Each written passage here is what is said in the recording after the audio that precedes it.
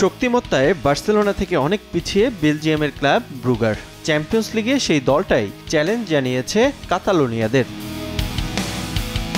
ঘরের মাঠে শুরুতেই চমক দেখায় ব্রুগার। ৬ মিনিটে বার্সেলোনার জালে বল পাঠিয়ে লিড নেয় স্বাগতিকরা। যদিও ম্যাচে ফিরতে বেগ পেতে হয়নি বার্সার। ২ মিনিট পরই সমতায় ফেরে কাতালোনিয়ারা।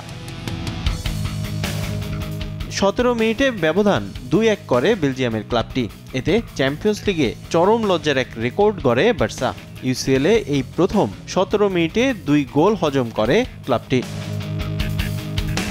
২ দফায় পিছিয়ে পড়া ম্যাচে বেশ কয়েকবার গোলের সম্ভাবনা তৈরি করেও বল জালে পাঠাতে পারেনি কাতালোনিয়ারা। বিরতিতে যাওয়ার আগে জোড়া গোলের সুযোগ পেয়েও তা কাজে লাগাতে পারেনি তোরেস।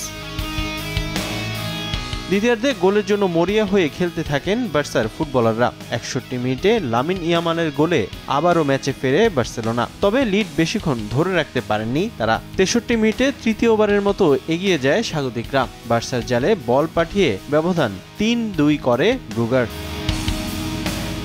ম্যাচের শেষ সময়ে স্বাগতিকদের আত্মঘাতী গোলে চাপমুক্ত হয় হ্যান্সি ফ্লিকের দল। এই গোলে স্কোর লাইন দাঁড়ায় ৩-৩। এদিকে ডর্টমুন্ডের বিপক্ষে বড় ব্যবধানে জয় পেয়েছে ম্যানচেস্টার সিটি। ২২ মিনিটে ফিল ফোডেনের গোলে এগিয়ে যায় সিটিজেনরা। লিড দ্বিগুণ করতেও বেশি সময় নেয়নি। আর্লিং হল্যান্ডের গোলে ২-০ করে ম্যানচেস্টার সিটি। এতে চ্যাম্পিয়ন্স লিগের প্রথম ৪ ম্যাচেই গোলে নাম লেখান হল্যান্ড।